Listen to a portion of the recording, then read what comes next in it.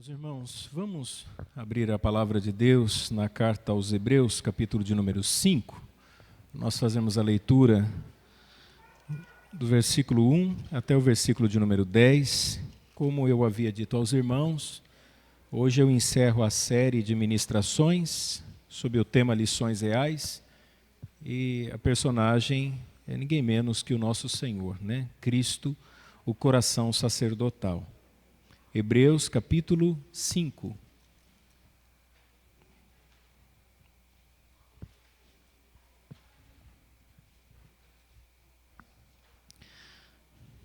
Hebreus capítulo 5, a partir do primeiro versículo, diz assim: Porque todo sumo sacerdote tomado dentre os homens é constituído a favor dos homens nas coisas concernentes a Deus, para que ofereça dons e sacrifícios pelos pecados, e possa compadecer-se eternamente dos ignorantes e errados. Pois também ele mesmo está rodeado de fraqueza. E por esta causa deve ele, tanto pelo povo como também por si mesmo, fazer oferta pelos pecados. E ninguém toma para si essa honra, senão o que é chamado por Deus como Arão. Assim também Cristo não se glorificou a si mesmo, para se fazer sumo sacerdote, mas glorificou aquele que lhe disse: Tu és meu filho, hoje te gerei.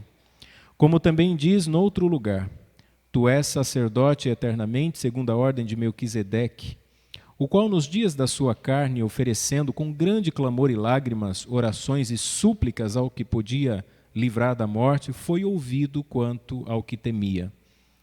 Ainda que era filho, aprendeu a obediência por aquilo que padeceu, e sendo ele consumado, veio a ser a causa de eterna salvação para todos os que lhe obedecem, chamado por Deus sumo sacerdote, segundo a ordem de Melquisedeque. Feche os teus olhos, Senhor. Nós somos gratos por mais uma vez podemos ouvir a Tua palavra. Essa série de ministrações tem trazido grande edificação para a nossa vida, ensinamento e despertamento espiritual. E nessa noite nós pedimos que o Senhor nos direcione também nesse texto sagrado, para que nós compreendamos a importância do ministério sacerdotal de Jesus. Que o Senhor nos dê essa graça, que o Senhor se revele a nós. É o que nós te pedimos em nome de Jesus. Amém.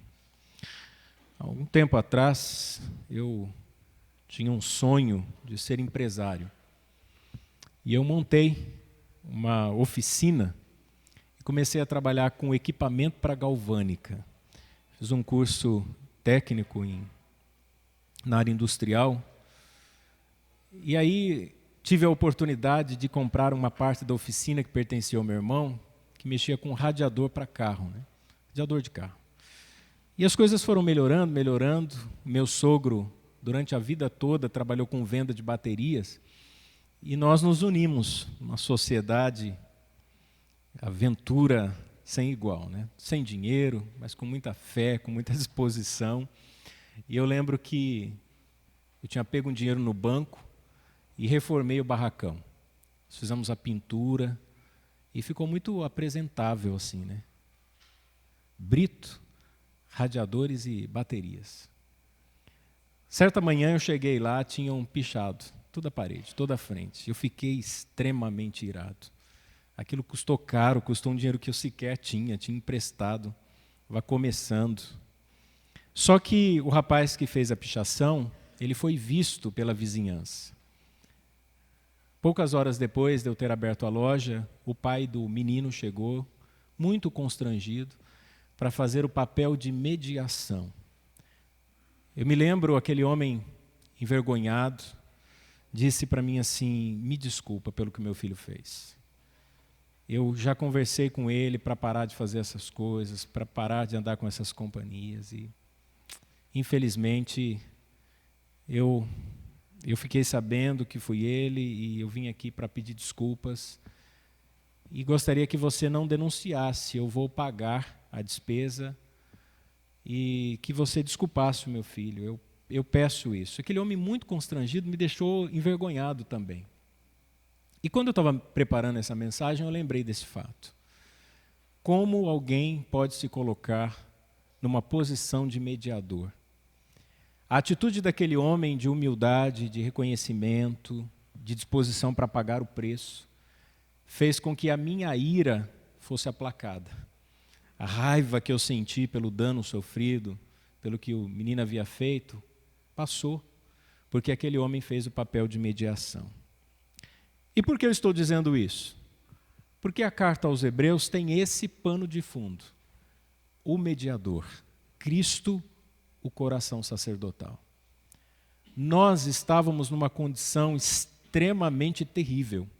Todos nós estávamos condenados ao inferno. Todos nós.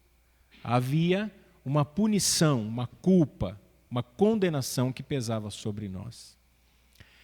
E a ira de Deus, que estava acesa contra nós, foi aplacada pelo que nós chamamos de a doutrina da propiciação, exatamente porque Cristo assumiu o papel de mediador. E a carta aos Hebreus mostra a figura do sumo sacerdote. Vejam, essa carta foi escrita aos Hebreus. Os hebreus que estavam habituados ao culto do Antigo Testamento. O culto onde havia a presença do templo, do sacrifício, do sumo sacerdote, dos rituais que lá eram realizados. E o escritor dessa carta vai mostrar que todos aqueles acontecimentos no culto do Antigo Testamento só tinham um único objetivo: apontar e revelar Cristo como sumo sacerdote definitivo e eterno. E vejam que o personagem do sumo sacerdote ele é extremamente importante no culto judaico. Tanto é que o sumo sacerdote geralmente era aquele que ocupava a cadeira mais elevada no sinédrio. Hoje de manhã eu falei sobre os fariseus e saduceus e a importância que eles tinham como líder no povo judaico. E esses homens tinham grande relevância. Eles orientavam o culto, eles avaliavam o sacrifício, eles tinham o papel de fazer essa mediação entre o povo e Deus. Era o sumo sacerdote que entrava no lugar santo, que fazia a propiciação e que saía depois para completar a mediação, trazendo a pacificação para com o povo. E é um fato interessante, irmãos, que tem uma conotação com a pregação da manhã. Porque de manhã eu falei sobre João Batista, o coração avivado. E eu falei sobre um homem que pregou no deserto da Judéia, enquanto que os fariseus pregavam no templo em Jerusalém. E naquela época havia Anás e Caifás desenvolvendo o papel de sumo sacerdócio, mas na verdade é exatamente João Batista, filho de Isabel, da linhagem de Arão, filho do sacerdote Zacarias, da tribo de Levi, que era o que tinha por direito ser o sumo sacerdote. Deus preservando a linhagem. Só que agora nós estamos falando sobre um homem que não é da tribo de Levi, porque Jesus é da tribo de Judá. Não é o descendente de Arão, mas o descendente aqui de Davi, o filho de Davi. Então, o desafio que o escritor tem aqui de falar do sacerdócio de Cristo está incutido no fato de que ele não vem dessa linhagem e também que o culto ainda estava sendo realizado. E ele vai nos ensinar coisas importantes aqui que eu quero elencar para os irmãos. Primeiro, ele vai falar sobre a mediação do sumo sacerdote Arão, isso está do verso 1 ao verso 4. Notem comigo o que diz as Escrituras. Verso 1, porque todo sumo sacerdote é tomado dentre os homens. Isso parece óbvio. Se é alguém que vai fazer a mediação, então tem que ser alguém que tenha identidade com a nossa humanidade. Mas, ao mesmo tempo, há um contraste aqui com a figura do próprio Cristo, porque Cristo é Deus, mas Ele não é apenas, se é que a gente pode usar essa expressão, Deus, mas Ele é também homem. Então, quando a gente diz que esse sacerdote é tirado dentre os homens, Cristo preenche perfeitamente esta qualificação. Porque Cristo, homem, foi tirado para ser esse sacerdote. E esse Cristo, homem, que é apresentado nas Escrituras, viveu e sofreu todas as nossas fragilidades e fraquezas humanas. Sentido fome, sede, cansaço, fadiga, ele dormia, ele teve sua infância, seu desenvolvimento cognitivo, ele aprendeu a obediência, aprendeu a lei, ele serviu também a Deus através dos ritos judaicos. Ele foi a Jerusalém quando adolescente com os seus pais. Agora vejam, meus irmãos, ainda no verso 1 diz que é constituído em favor dos homens nas coisas concernentes a Deus. O sumo sacerdote era constituído para cuidar das coisas de Deus em favor dos homens. Esse era o papel da mediação. E na língua original tem um trocadilho. Significa tirado dos homens para os homens. Então, mais uma vez, há uma forte identidade com o próprio Jesus. Porque Jesus dedicou toda a sua vida em servir ao próximo. Jesus dedicou-se em socorrer os necessitados, ele se doou a todos aqueles que o buscaram. Então, nenhum sacerdote conseguiu preencher as expectativas, eu estou falando aqui do ponto de vista humano, tanto quanto o próprio Jesus. Sendo Deus e plenamente homem, ele também preenche toda essa expectativa. Uma vida de serviço e dedicação, uma vida de entrega no serviço a Deus. Ainda no verso 1, para que ofereça dons e sacrifícios pelos pecados. Agora começa uma grande disparidade entre os sumos sacerdotes que eram escolhidos das tribos específicas e o sacerdócio de Jesus. Por quê? Porque o sumo sacerdote deveria oferecer sacrifício por si mesmo, pelos seus pecados. Ele não poderia entrar no lugar santo sem antes fazer esse rito de expiação, porque eram homens também falhos e pecadores. E embora os sumos sacerdotes pudessem se compadecer do pecado dos seus compatriotas, eles não poderiam absolver as pessoas. Nenhum sumo sacerdote poderia dizer, eu te perdoo, eu te justifico, porque não cabia a ele, ele fazia apenas a mediação. Diferentemente, Jesus oferece o sacrifício da sua própria vida. Jesus não apenas faz a mediação, ele é o próprio sacrifício. Jesus se entrega em nosso favor. Ele é o Cordeiro de Deus que é dado para nos resgatar da condenação. É Jesus com sua morte na cruz, no Calvário, que acalma, que aplaca a ira de Deus. Se o sumo sacerdote tinha que pegar o sangue do animal e salpicar lá, aspergir no propiciatório, na tampa da Arca da Aliança, como um símbolo de que a ira de Deus estava sendo aplacada, aqui Jesus vai derramar o seu sangue. Jesus vai entregar a sua própria vida. Jesus é o próprio sacrifício. E se nós estamos aqui nessa noite ouvindo a palavra de Deus, livre de condenação, usufruindo da doçura, da comunhão e da expectativa e esperança de vida eterna, é porque Cristo padeceu em nosso lugar. Se Cristo faz a mediação definitiva, é porque Ele mesmo se deu como sacrifício em nosso favor. Isso é de uma riqueza enorme no Evangelho. Porque todos os acontecimentos sacrificiais do Antigo Testamento apontavam para isso. Porque todos os acontecimentos veterotestamentários são sombras daquilo que seria revelado mais à frente. Eu gostaria que você olhasse para o Antigo Testamento como um muro, e que você imaginasse atrás desse muro uma pessoa, e que essa pessoa que está atrás do muro tem sobre ela a projeção de uma luz, e essa luz faz com que a sombra apareça. E você, não vendo a pessoa atrás do muro, sabe que tem uma pessoa, porque a luz que brilha atrás do muro faz com que a sombra dela apareça. Cristo é a pessoa oculta no Antigo Testamento. Não velada completamente dos nossos irmãos que creram na sua manifestação. Haviam lá teofanias, haviam aparições, mas a revelação não era clara, não era definitiva, não era total.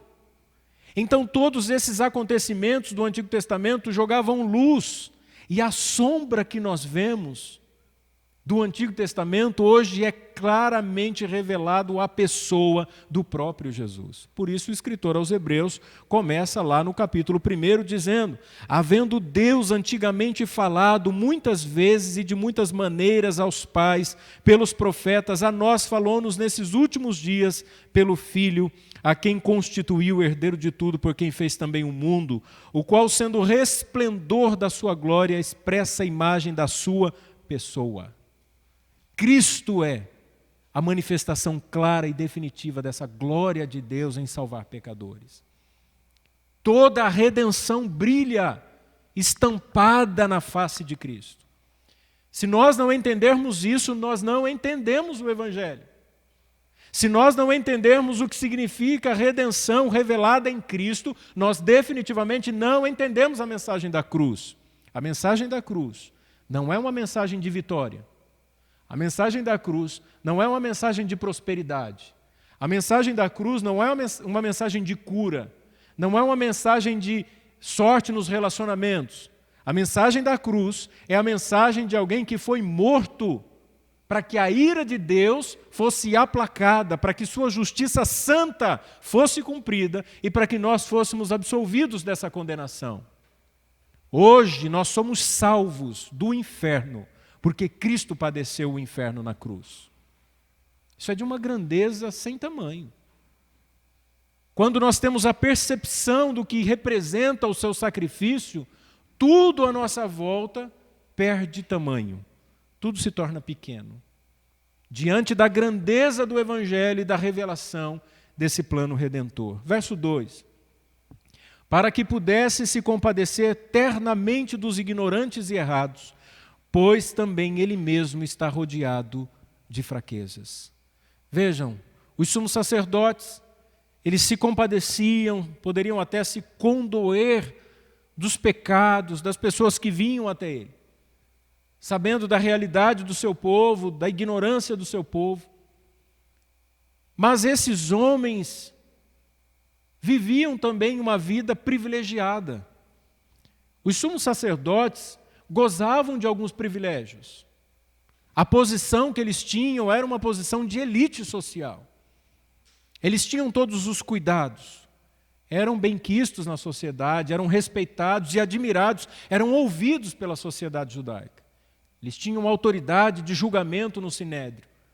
Mas Jesus não. Jesus era um homem que muitos, ao olharem para ele, até a sua manifestação pública, questionaram: mas quem é esse? Filho de Maria, filho de José, um carpinteiro. Esse Jesus é de Nazaré. Jesus não tinha nada extraordinário que as pessoas já imaginassem ser o Filho de Deus. Eu disse isso na quarta-feira. Jesus não brilhava quando andava entre as pessoas como se fosse um anjo ou um ser de luz.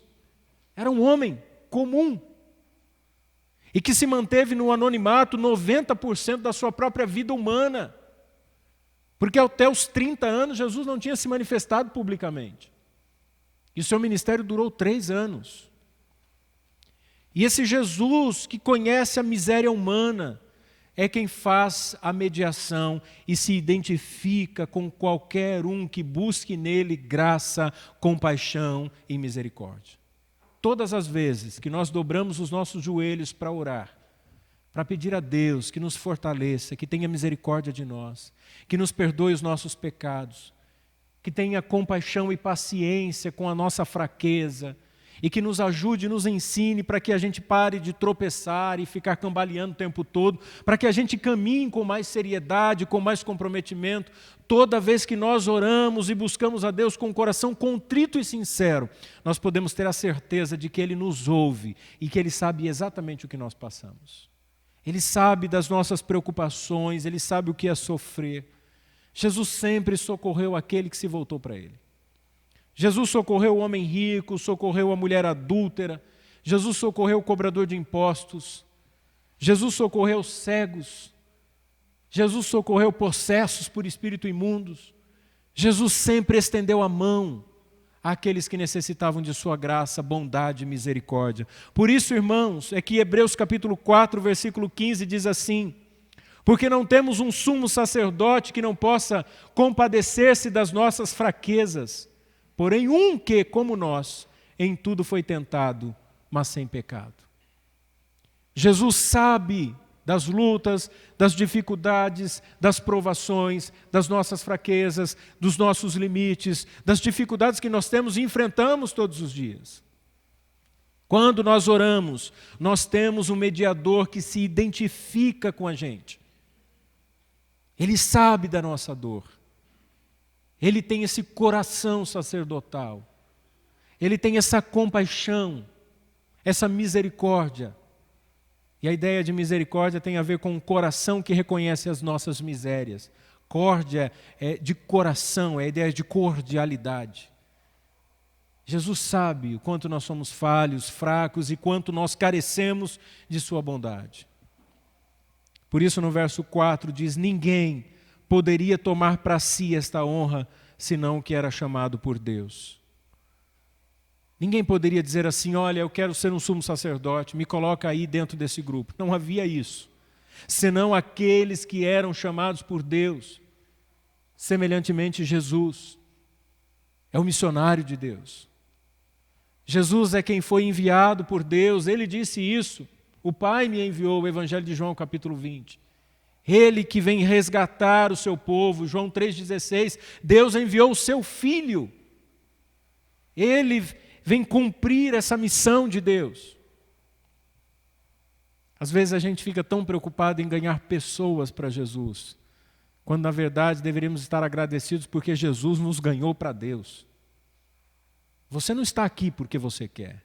Você está aqui como resultado da obra missionária de Jesus. A igreja, mais do que a incumbência de fazer missões, ela é a própria missão de Deus. É a Missio Dei.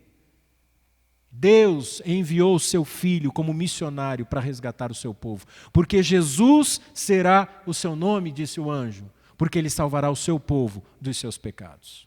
Ele é um enviado de Deus. Jesus não poderia falhar na sua missão, e ele não falhou. Ele nos resgatou, ele nos comprou, e hoje ele faz a mediação. A segurança que temos não se sustenta no que fazemos, mas no próprio Cristo e suas obras. Se tem alguém que alcançou o direito de salvação por obras, é o próprio Cristo. É por isso que toda vez que nós oramos em nome dele. Para que Deus nos atenda, porque há méritos em seu Filho. É em nome de Jesus, não no nosso nome. Porque não há méritos em nós. Não há dignidade em nós, não há merecimento algum em nós. Ninguém poderia escolher senão aquele que era chamado por Deus, como exemplo o próprio Arão, verso 4. E segundo o escritor aos Hebreus, esse personagem, esse Melquisedeque que ele menciona aqui, é um sacerdote que aparece depois de Abraão ter vencido uma guerra contra Sodoma e Gomorra. E esse sacerdote, ele recebe das mãos de Abraão o dízimo. E em contrapartida, ele lhe dá pão e vinho. Vejam, símbolo de providência, de submissão, de aliança. E o escritor aos Hebreus diz que ele era rei de Salém, servo de Deus, sem contagem de dias, ou seja, sem genealogia, sem saber de onde veio, se morreu, ou que fim deu. Já o salmista Davi, vem Melquisedeque, alguém superior ao próprio Levi. Por quê? Porque o dízimo era levado a quem era superior. Ou seja, aqui no caso, o sacerdócio de Melquisedeque é maior do que Levi e Arão. Por isso, Davi diz, Salmo 110, 4, jurou o Senhor e não se arrependerá, tu és um sacerdote eterno segundo a ordem de Melquisedeque. Por que, irmãos, essa expressão na carta aos Hebreus? Porque quando nós lemos sobre Melquisedeque, qual a diferença que há entre um sacerdócio como o de Arão e o de Melquisedeque? Vejam, Arão assim como todos os outros sumos sacerdotes, morreram. O sacerdócio, a mediação era temporária. Nenhum deles foi eterno, exceto o próprio Cristo. O sacerdócio de Cristo, como de Melquisedeque, é um sacerdócio eterno. Não tem fim. Ele é o nosso representante eterno diante de Deus. Quando nós estivermos no novo céu e na nova terra, Cristo estará lá também fazendo a mediação. Ele é a garantia de tudo aquilo que nós temos, de tudo aquilo que receberemos na sua promessa vindoura.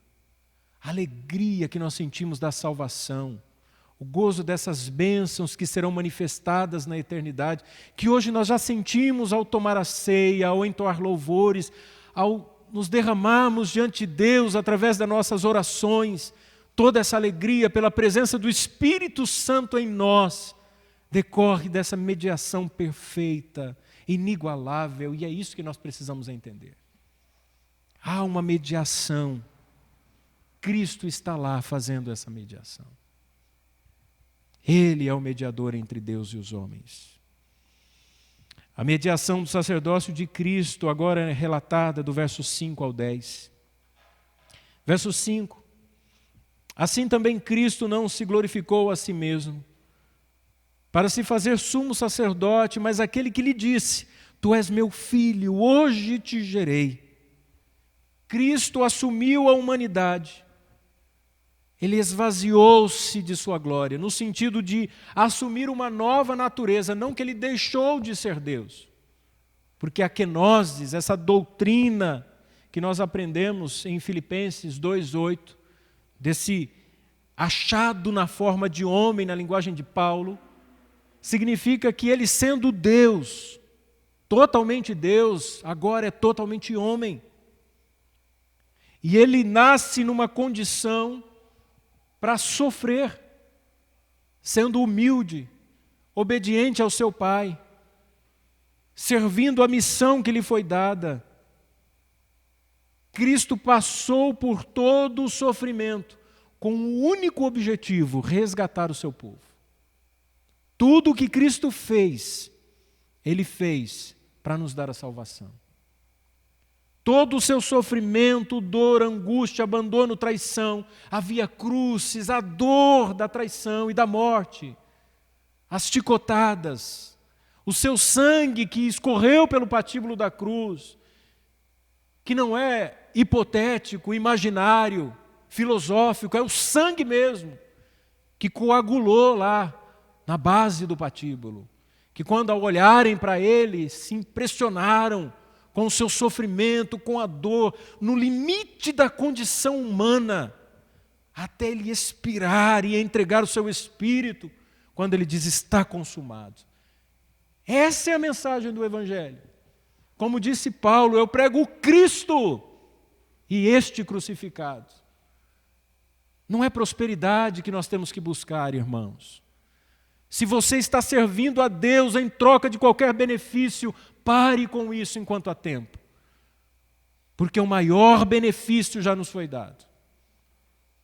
Se você faz parte daquele grupo que vive buscando o novo de Deus, não há nada de novo. Há a velha, antiga e mesma palavra de Deus, que se renova na nossa vida, mas é a mesma.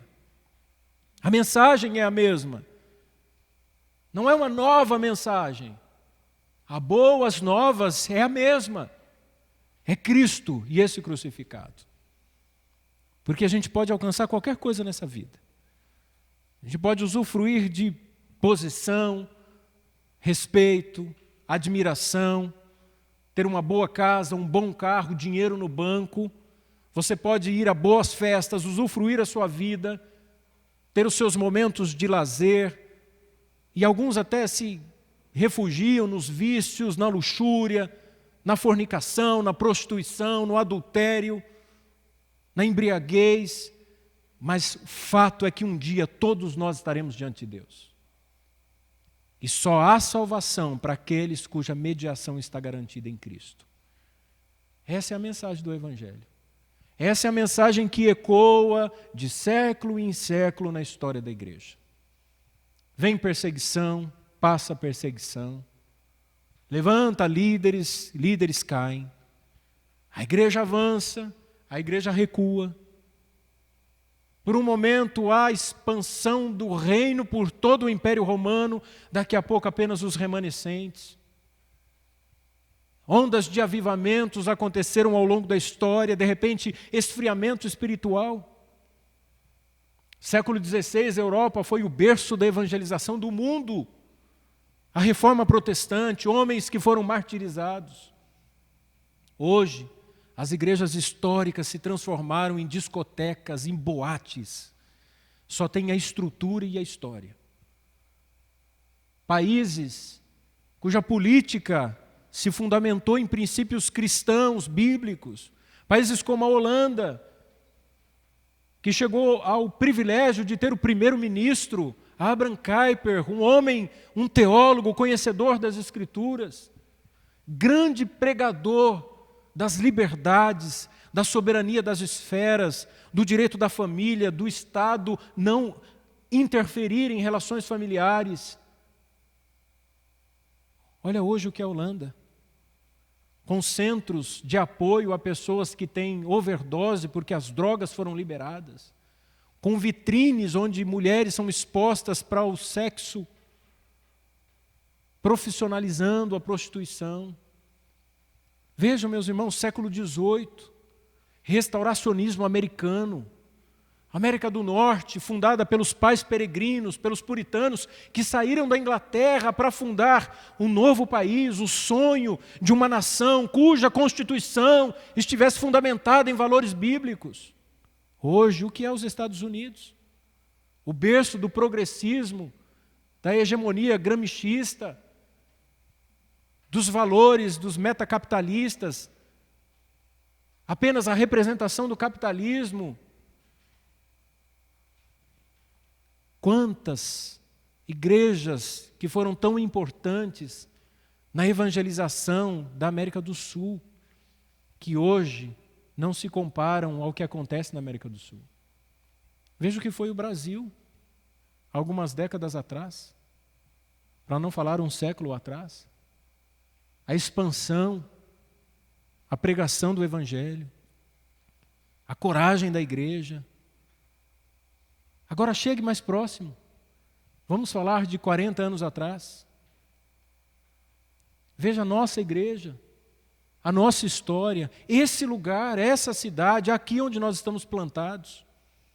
Se hoje nós temos esse espaço de cultos, essa estrutura, isso não resulta de nós, do nosso trabalho, de irmãos que se dedicaram, que pregaram o Evangelho, que pensaram em ter um lugar para cultuar a Deus. Porque se tivesse que começar com a gente, irmãos, com o nosso esforço, com o nosso trabalho, eu temo que talvez a gente não consiga mais fazer isso. Basta conversar com os irmãos mais velhos na igreja, das pessoas que vinham de bicicleta, que não ficavam preocupados com a hora que o culto ia terminar, que saíam do culto para evangelizar na praça, que iam visitar os irmãos, que não era, o pastor tem que me visitar, os irmãos é que se visitavam. Da comunidade presente, gente na gente, relacionamento. Nós estamos vivendo uma época de entretenimento, de conforto, de estabilidade econômica, tudo acostumado na palma da nossa mão. Agora a época do celular, relacionamentos virtuais. Há alguns anos atrás, nunca ninguém imaginava falasse de algo virtual, fala, não existe relacionamento virtual. Relacionamento é comer 1 quilo de sal junto. É conhecer de fato. A gente vive na época do Instagram, do Facebook. Isso é fantasia, irmãos. Seus amigos do Facebook não são seus amigos. Exceto aqueles que te conhecem mesmo, que vão na sua casa, que sabem quem você é, que participam da sua vida. Eu tenho mais de 5.000 amigos. Se fossem todos amigos, eu seria o cara mais sortudo do mundo. No meu velório não caberia tanta gente. É ilusão. Graças a Deus que Jesus fez essa mediação. Verso 7. O qual, nos dias da sua carne. Foi exatamente nesse tempo da sua humanidade, quando Cristo viveu como homem, que Ele tomou toda essa incumbência.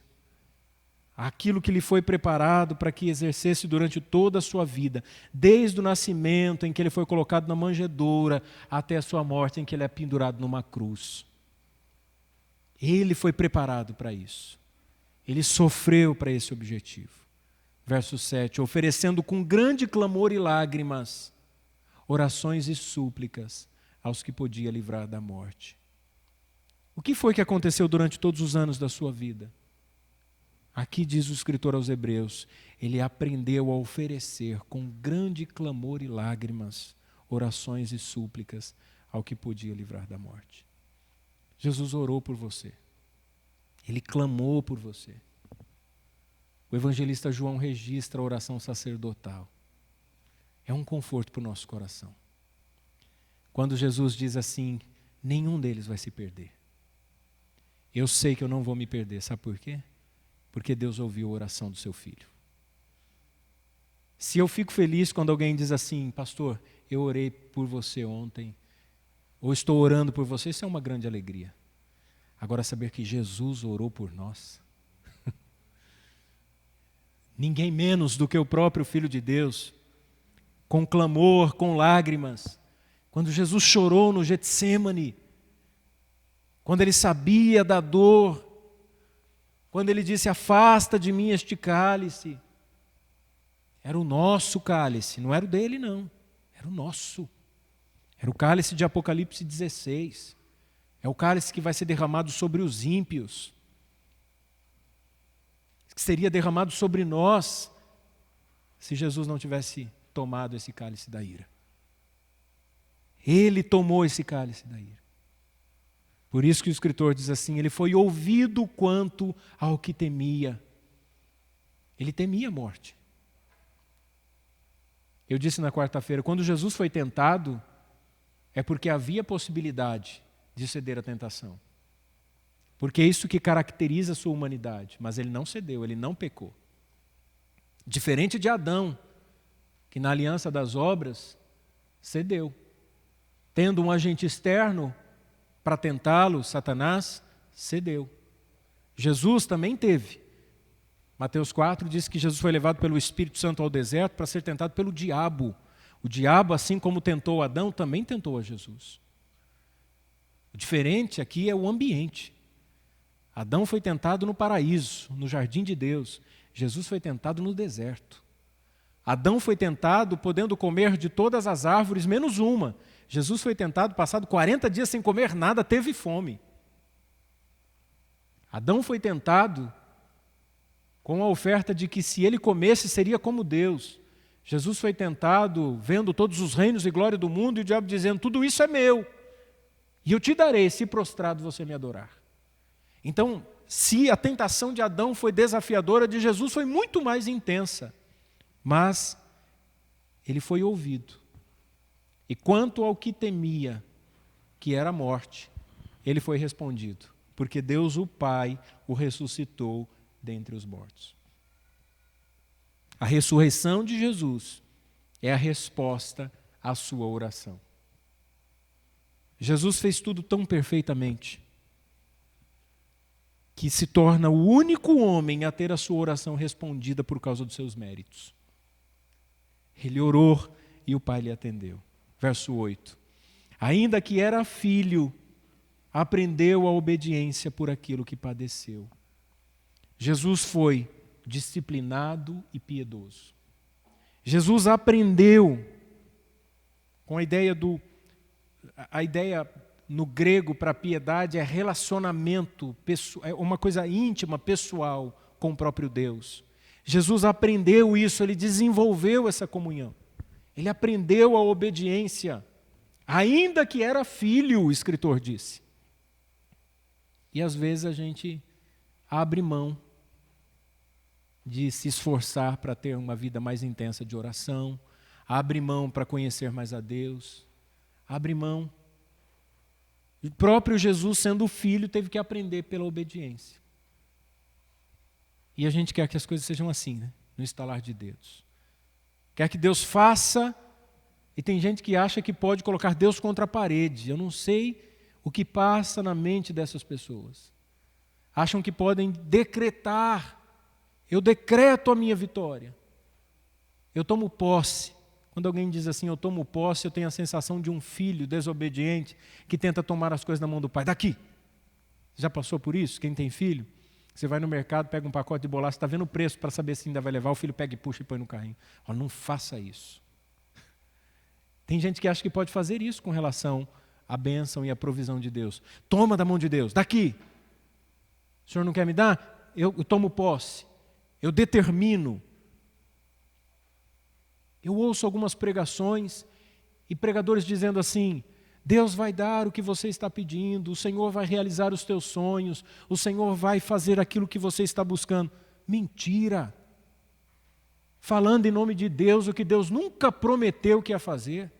Aí o camarada está lá pedindo para Deus um carro, mas com a vida totalmente torta, cheia de pecado, indisciplinado, rebelde, ímpio, incrédulo, só porque deu uma oferta e porque o pastor disse, olha, Deus vai te dar, e ele acha que Deus tem que dar para ele o carro, a casa. Já tem até campanha para reatar relacionamentos perdidos, parecendo cartomante, vidente, quebra de maldição, atos proféticos, boca de Deus, gestando as promessas de Deus. Esses dias colocaram, descubra seu destino profético. Não tem limite para as bizarrices que esse povo inventa. Não tem limite. Porque o evangelho simples é intragável. Porque ouvir nas Escrituras que eu preciso confessar os meus pecados, me arrepender e cuidar da minha vida, porque o que Deus tem para a minha vida vai acontecer, mas pode ser que eu não seja rico, que eu não fique famoso, e que eu passe por lutas e dificuldades, e que eu morra jovem, aí essa pessoa não aceita. Que fé é essa? É fácil falar para quem não lida com certas circunstâncias desafiadoras. Vai falar para um pai e para uma mãe que perdeu o filho na primeira infância, que Deus vai dar tudo o que Ele quer. Fale para alguém que está acometido de uma grave enfermidade, que Deus cura, é só determinar a cura. Vá nos hospitais, impor as mãos sobre as pessoas que estão entubadas e dizer, eu determino, sai da intubação agora. E fala para o médico, faz a extubação aqui que está determinado. Esses dias um irmão falou para mim assim, olha, na minha igreja, o pastor ficou cansado do uso de máscara e falou assim, vamos parar com esse negócio de máscara. Se os irmãos têm fé aqui, pode vir, se pegar Covid, eu vou orar e Deus vai curar. E a filha do pastor pegou Covid e faleceu. A gente tem que tomar muito cuidado com o que a gente fala. É lógico que o nosso Deus é poderoso para fazer coisas extraordinárias. Eu creio nisso. Mas a gente não pode confundir as coisas, irmãos, porque o maior benefício que nos é prometido aqui no Evangelho é essa mediação.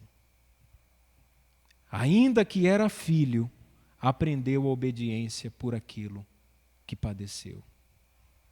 Sua vida foi marcada por escolhas, mas ele foi aperfeiçoado e exclamou, está consumado. Veja o que o escritor vai dizer no capítulo 7, e eu já estou indo para a conclusão, lá no versículo 22 até o 28, que eu acho que clareia bastante essa compreensão sobre a aliança que Jesus fez por nós. De tanto melhor aliança, Jesus foi feito fiador. E, na verdade, aqueles foram feitos sacerdotes em grande número, porque pela morte foram impedidos de permanecer. Mas este, porque permanece eternamente, tem um sacerdócio perpétuo. Portanto, pode também salvar perfeitamente os que por ele se chegam a Deus, vivendo sempre para interceder por eles. Aleluia.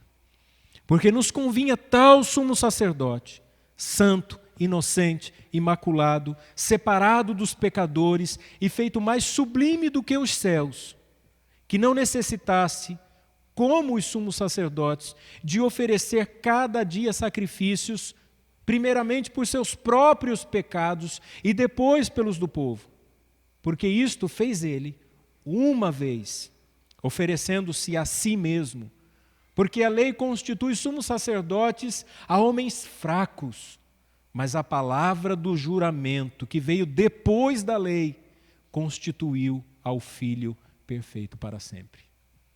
Este é o sacerdócio de Jesus. Pelas coisas, como disse o escritor aos Hebreus, que Deus não pode mentir, seu juramento e sua promessa. Retenhamos, pois, isto como âncora da nossa alma. A minha alma está firme nas promessas de Jesus. Nós cantamos um hino assim: firme, firme nas promessas de Jesus. E eu vou concluir aqui no versículo 9. E sendo ele consumado, veio a ser a causa da eterna salvação para todos os que lhe obedecem. Cristo foi ouvido, aperfeiçoado e agora tornou-se o autor da salvação. É isso que no grego significa. A palavra causa é literalmente o autor. É ele que nos causou o direito da salvação. É ele que nos dá a salvação. Então Jesus não é apenas o nosso Salvador, ele é o sacrifício e também o sacerdote eterno. O Evangelho consiste nisso, num Salvador que veio para nos resgatar. Essa é a mensagem do Evangelho. Isso é central na minha vida. Eu preciso entender isso, que eu estou sendo salvo da condenação e do inferno. Isso é mais importante. Mais importante do que qualquer conquista nessa existência. Salvo do inferno. Eu estarei eternamente na presença de Deus. Tudo aqui é passageiro. Não estou dizendo com isso que nós não devamos amar, zelar e cuidar por tudo aquilo que Deus nos deu. Ame seu trabalho, cuide, valorize. Desenvolva seus dons e talentos para a glória de Deus. Ame seu cônjuge para a glória de Deus. Respeite. Traga dignidade para o ambiente da sua família. Cuide dos seus filhos. Abrace, beije-os. Ensine-os a palavra de Deus. Quando lhe faltar forças, quando lhe faltar esperança, quando faltar o chão, peça a Deus. Quando faltar dinheiro, quando não tiver o que comer, quando você se sentir abatido diante das dificuldades, você tem um mediador. Não olhe para as pessoas que têm e fique dizendo, mas fulano tem, eu não tenho. Olhe para Cristo. É Ele o seu exemplo. Não é o pastor, não são os presbíteros. É Cristo, é Cristo, é Cristo. Quando nós tiramos os nossos olhos de Jesus, a gente começa a olhar para as coisas que não valem a pena. E aí você vê a sua família com problemas e você desanima. E aí você vê problema na saúde e você desanima. E aí você olha para o seu próprio envelhecimento e as doenças e a morte se aproximando e você começa a temer e a desanimar. Mas se você olhar para Cristo, para Jesus Cristo, eu lhe garanto que não há nada que roube a alegria do seu coração.